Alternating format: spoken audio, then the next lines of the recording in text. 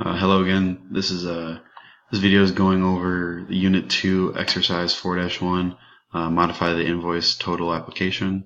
So I've got the criteria open here. So it says for the project semantics to change it to strict. If I go to that, here's the code. What I did is double clicked my project, went to the compile tab where it says option strict. I changed it to on, as you can see. So things I had to do during the exercise.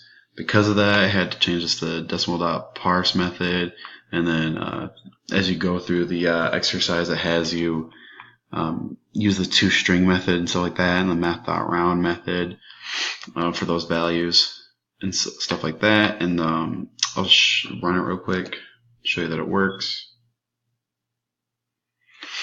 So I'll do like my favorite 255.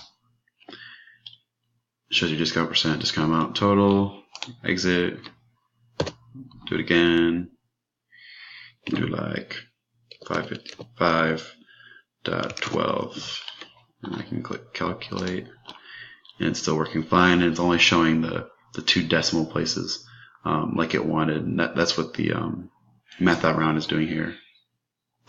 So that's my program, my form. If you have any questions, let me know. Thanks.